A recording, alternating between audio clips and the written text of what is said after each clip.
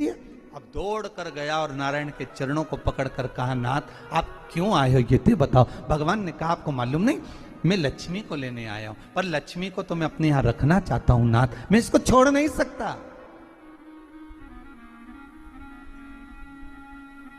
मैं लक्ष्मी जी को छोड़ नहीं सकता, मैं इनको लेकर जाऊं। किसान रोने लगा। तब भगवान नारायण ने धनतेरस की पूजन का महत्व समझाया। तब भगवान ने धनतेरस की पूजन का महत्व समझाया। सुनो किसान, मृत्यु लोक में रहने वाला मानव अगर धनवंतरी की पूजन करता है, धनतेरस के दिन कार्तिक महीने में पड़ने वाली सुंदर त्रयोदशी तिथि को जो धनवंतरी की पूजन करेगा, उसके घर से लक्ष्मी कभी बाहर नहीं जाएगी। नारायण जैसे बोले तो किसान तुरंत प्रसन्न हो गया। प्रभु प्रभु आप मुझे वो उपाय, आप मुझे वो पूजा का प्रयोग, आप मुझे वो महत्व उस धनवंतरी पूजन का, उस धनतेरस की पूजन का बता दीजिए, जिससे मेरा कल्याण हो जाए, जिससे मेरा उद्धार हो। भगवान विष्णु बोले, किसान सुनो, ये धनवंतरी मेरा ही एक अंश होता है। जैसे मेरे हाथ में शंख चक्र गदा पद्म सब धारण करा हुआ हूं, उसी तरह धनवंतरी का स्वरूप का यदि आप दर्शन करेंगे, आप धनवंतरी के चित्र का अगर दर्शन करेंगे तो एक हाथ में उनके भी चक्र है, एक हाथ में उनके शंख है, एक हाथ में उनके औषधि है, एक हाथ में उनके अमृत का कलश है, और भगवान स्वयं नारायण का अंश प्रकट हो रहा है। बोल धनवंतरी भगवान की, धनवंतरी भगवान की। कहते हैं धनवंतरी भगवान का प्रागट्य जब हुआ था तो भगवान शंकर ने धनवंतरी देव को देखकर कहा, वाह रे प्रभु वाह, क्या सुंदर स्वरूप धारण कर कर आए हो प्रभु। जब मेरे लिए विष लेकर आए थे तब एक आनंद दूसरा था, पर आज अमृत लेकर आए हो, उसका आनंद दूसरा है। बहुत अलग अलग बातें महाराज जी। शिव महापुराण की कथा कहती है, दो तरह की वाणी होती है। एक में आपने क्रोध कर दिया, अपशब्द कह दिया, ताना दे दिया, गालियां दे दी, और एक शब्द अमृत का मीठा बोल दिए, प्रेम की वाणी बोल दी, उसका एक आनंद दूसरा है, उसका एक संबोधन दूसरा है। एक विष लेकर आ रहा है, एक अमृत लेकर आ रहा है। शिव जी कहते हैं जो अमृत लेकर आ रहा है उसका आनंद ही दूसरा है, उसके चेहरे की चमक ही दूसरी है। भगवान विष्णु कहते हैं, सुनो किसान, मैं आपको धनवंतरी पूजन का विधान बताता हूं। भगवान कहते हैं, किसान सुंदर कृष्ण पक्ष की त्रयोदशी को कार्तिक के महीने में धनवंतरी देव का पूजन, धनतेरस का पूजन माना जाता है। सुनो किसान, एक सुंदर भूमि पर देसी गाय का गोबर से लीपन कर कर, अगर गाय का गोबर ना मिले, सुंदर जल से लीपन कर कर वहां एक सुंदर चौक को पूर कर, आप सभी को ज्ञात होगा कि चौक पूरने में रंगोली का प्रयोग नहीं होता। आप लोगों को मालूम होगा चौक पूरने में आटा और हल्दी का प्रयोग होता है। काय का प्रयोग होता है? आटे और हल्दी का प्रयोग। आटे हल्दी का प्रयोग क्यों होता है? क्योंकि आटा समृद्धि को बढ़ाता है, लक्ष्मी वैभव को बढ़ाने वाली हल्दी होती है। इसलिए जब चौक पूरा जाता है भूमि पर तो चौक पूरते समय आटा हल्दी का प्रयोग करते हैं। थोड़ा सा चावल का दाना या गेहूं का दाना रख दिया जाता है, उसके ऊपर एक सुंदर चौकी, एक चौरंग, एक पाटा रख दिया जाता है।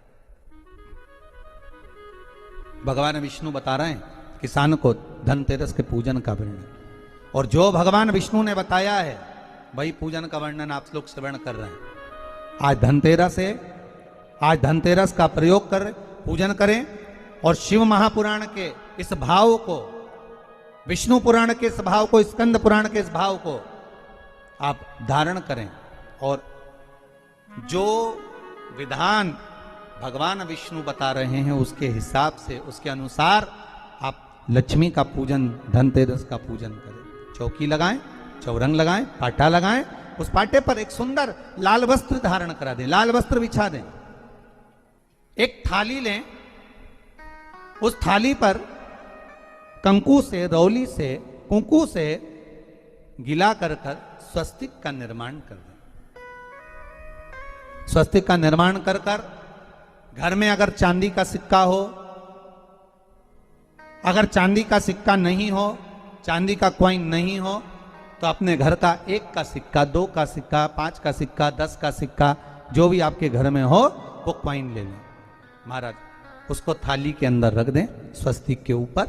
फिर उसका स्मरण करें, आटे के 7 दिए बनाएं, एक थाली में, एक प्लेट में रख लें, घी के दिए बनाएं और उसमें सुंदर बाती को लगा दें। ध्यान दीजिएगा, इसमें जो बाती लगेगी वो लंबी बाती लगेगी।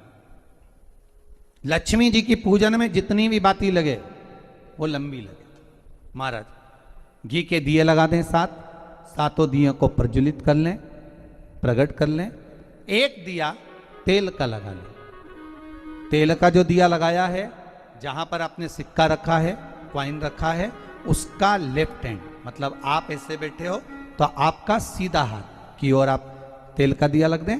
और जो 7 दिए आपने लगाए हैं वो लक्ष्मी जी के राइट हैंड, मतलब आपका लेफ्ट हैंड हो गया, लक्ष्मी जी का राइट हैंड, आपका लेफ्ट हैंड हो गया, आपका उल्टा हाथ। वहां पर 7 दिए जो आपने प्रज्वलित करे हैं वो प्लेट में रख दें। सुंदर थाली जो आपने पूजन के तैयार करी है, उसमें कुंकू, रोली, हल्दी, अबीर, गुलाल, चंदन, मौली, लाल धागा, मौली, अमरबेल के टुकड़े,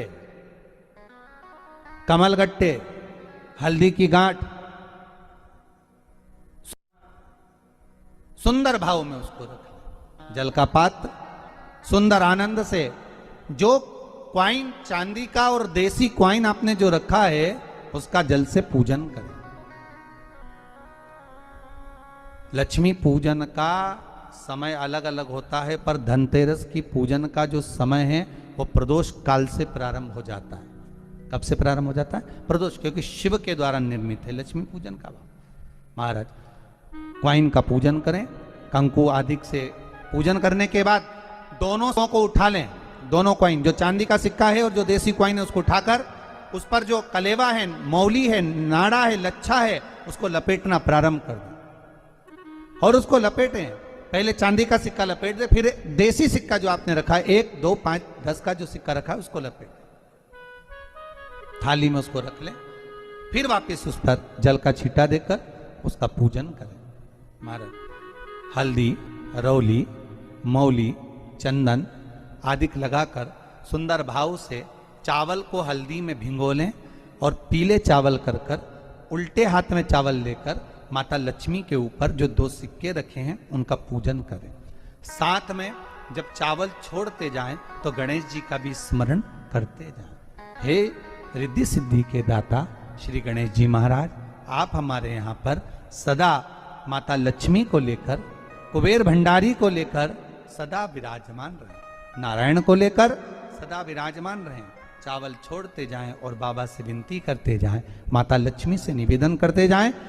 भगवान शिव का स्मरण करें, भगवान नारायण का स्मरण करें, माता लक्ष्मी का स्मरण करें, रिद्धि सिद्धि के दाता भगवान श्री गणेश जी महाराज का स्मरण करें, छोड़ते जाएं। जब चावल पूर्ण छोड़ दे में पूजन पूरी तरह से हो जाए, तब महाराज 7 सुंदर आनंद से अमरबेल के टुकड़े, अमरबेल वृक्ष पर एक पीले कलर की बेल चलती है, पीली, उसमें पत्ते नहीं होते, वो किसी भी वृक्ष पर डली रहती, वो अमरबेल कहलाती। ये अमरबेल लक्ष्मी पूजन में, समृद्धि के लिए, मकान के मुहूर्त के समय पर, गृह प्रवेश के समय पर बहुत कार्य आती है। महाराज ये अमरबेल को पानी की जरूरत भी नहीं पड़ती, आप रूप किसी वृक्ष पर डाल दी जाए वो अपने आप फलती चली जाती है। उसी तरह हमारे यहां भी हम भगवान से यही प्रार्थना करते हैं, जैसे अमरबेल बिना पानी पड़े भी किसी भी वृक्ष पर डाल दी जाए पनपती जाती है, बढ़ती चली जाती है, ऐसे हमारे घर में बेभव लक्ष्मी बढ़ती जाए। अमरबेल के 7 टुकड़े कमल गट्टे 7, हल्दी की गठान 7 माता लक्ष्मी को समर्पित कर दें। दोनों हाथों में हल्दी पिसी हुई लीजिए और माता लक्ष्मी के ऊपर उसे चढ़ाना प्रारंभ कर दीजिए।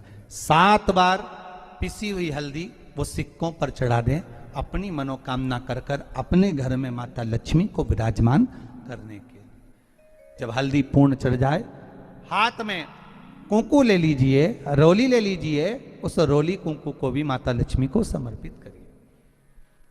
तब इसके पश्चात सुंदर जो भी घर में मिष्ठान हो, मीठा हो, नहीं हो, शक्कर हो, गुड़ हो, मिश्री हो, जो भी आपके पास में हो, खड़ी शक्कर हो, वो भगवान को माता लक्ष्मी को भोग रख दीजिए। अगर कुछ मीठा बना हो तो मीठा रख दीजिए। महाराज घर में संपूर्ण पूजन कर कर आपके घर में जो देवालय में भगवान बैठे हैं उनका भी पूजन करिए। पूजन करने के पश्चात आप माता लक्ष्मी से निवेदन करिए, हे माँ आप हमारे यहाँ सदा विराजमान हो। महाराज ये जो पूजन है भगवान विष्णु जो बता रहे हैं किसान को, ये 5 दिन की पूजन है पूरी। आज कौन से दिन का पूजन बता रहे हैं? पहले दिन का। आज धनतेरस से रूप चौदस, अमावस्या, एकम और दूज, ये 5 दिन तक दीपावली का पर्व मनाया जाता है, दीप महोत्सव मनाया जाता है। पूजन करने के बाद जो 7 दिए आपने प्लेट में रखे हैं, थाली में रखे हैं पूजन के लिए घी के, उन 7 दियों से माता लक्ष्मी की आरती उतारिए।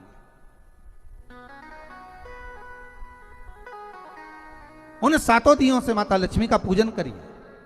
माता लक्ष्मी से विनती करिए, मां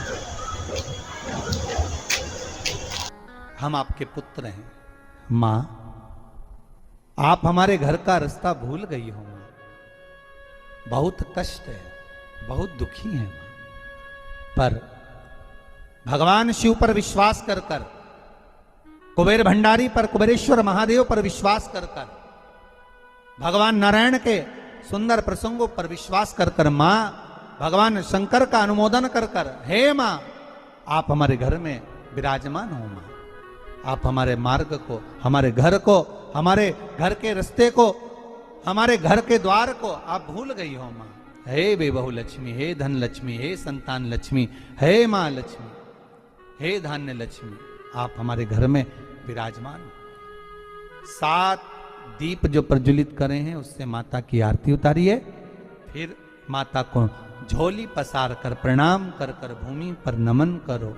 जब झोली पसार कर प्रणाम करें, झोली को अपनी ओर गिरा लें और माता को नमन कर कर जो 7 दिए आपने लगाए हैं उन 7 दिए को अलग अलग स्थान पर ले जाकर, जैसे घर के हॉल में, एक रसोई घर में, एक जहां पर आप लक्ष्मी रखते हो उस स्थान पर, एक घर के द्वार के पास में, एक तुलसी के क्यारे के पास में, ऐसे अलग अलग 7 स्थान पर उन दीप को रख दिया जाए। महाराज एक भगवान का जहां पूजन हुआ है, लक्ष्मी की जहां आराधना करिए, एक दीप वहां पर भी रखा जाए। जो तेल का दिया लग रहा है उसके पास में, फिर कहेंगे तेल का दिया माता लक्ष्मी के उल्टे हाथ पर और घी का दिया माता लक्ष्मी के सीधे हाथ पर। मतलब जो सिक्के आपने रखे हैं उस सिक्के का उल्टा हाथ तेल का, मतलब आपका सीधा हाथ होगा जहां तेल का दिया रखाएगा, और जहां आपका उल्टा हाथ होगा जहां पर घी का दिया लगाएगा, वहां माता जी का सीधा हो गया, आपका उल्टा हो। माता का स्मरण, माता लक्ष्मी से निवेदन करिए, हे मां कृपा सागर, करुणा सागर मां आप भगवान विष्णु के साथ विराजमान हुए, आप भगवान नारायण के साथ में हमारे यहां सदा विराजमान हो मां, ऐसी कृपा कर दीजिए। महाराज मां से विनती कर कर बड़ा उत्साह, बड़ा उमंग, बड़ा आनंद रखना, ये भाव रखना घर में। भगवान विष्णु कहते हैं किसान से, हे किसान आपने अगर धन्वंतरी की पूजन करी है, धनतेरस की पूजन करी है, कोई वस्तु, कोई सामग्री अगर आप लेकर आए हो, कोई पात्र लेकर आए हो, कोई तांबे का पात्र लाए हो, जो भी वस्तु आप नहीं लेकर आए हो उसका भी पूजन उसी दिन कर लेना चाहिए।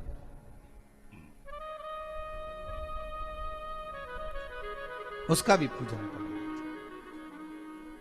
बड़ा भाव रखकर भगवान विष्णु ने किसान को बताया। बड़ा भाव। किसान सुनकर बड़ा प्रसन्न हुआ।